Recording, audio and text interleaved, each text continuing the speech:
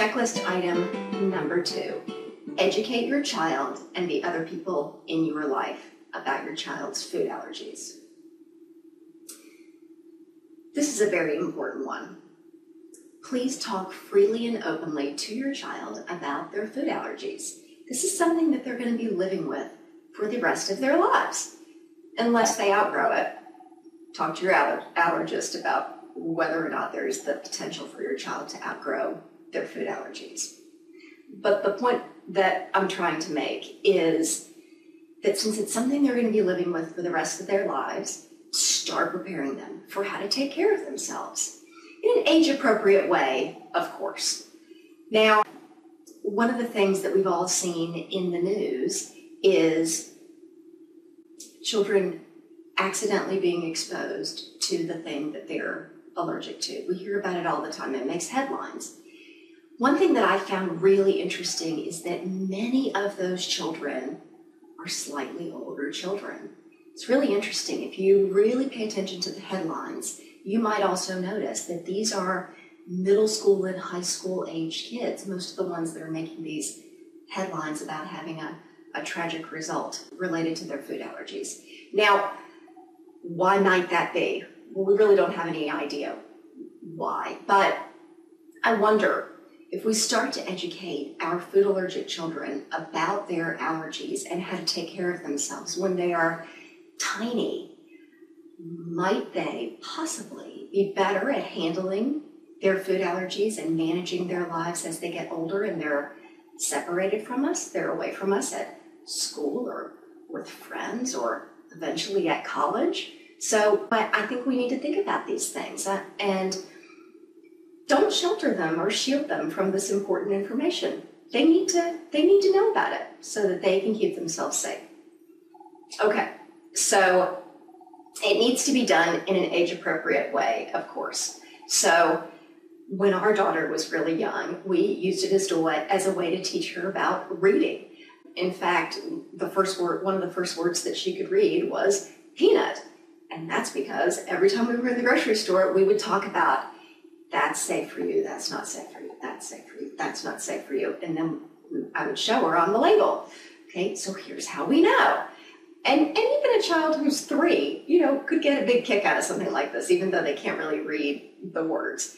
It still could be a way to just raise that awareness with your child so that they know what they're going to have to be doing to keep themselves safe.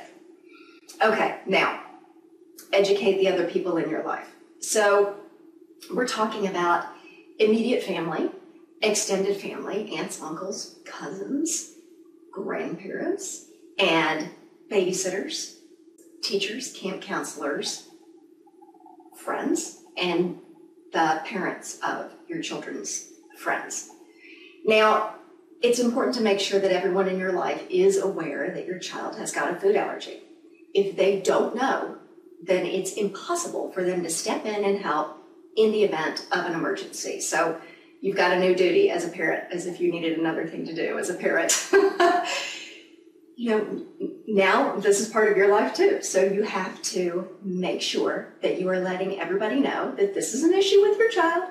We don't want to burden you with this, but it's just something we have to let you know so that you can look out for, any symptoms that might be out of the ordinary and things like that. And symptoms we'll get to in the next checklist item. Now, if you're leaving your child in the care of someone else, such as at a play date or with a babysitter, or the grandparents are coming over and staying for the night so that you can go out, you need to teach them how to use the EpiPen. Just demonstrate it for them with the trainer that came with your EpiPen and talk to them about what they need to look for as possible symptoms of an allergic reaction. School is another big area where you need to inform the school of your child's food allergies. Now, unless you homeschool, there's a big chunk of the day when your food allergic child is going to be separated from you. And as I mentioned at the beginning of this checklist item, the older they get, the more time clearly they're going to be spending away from you. Now, with the school, if your doctor has prescribed an EpiPen, you want to make sure that you have provided an EpiPen to the school, make sure that they're storing it correctly, and make sure that they know how to use it. Something interesting that you might consider doing with your child's teacher is demonstrating for them using one of your expired EpiPens. You can take an orange into the classroom, set up a time that's convenient for the teacher, of course.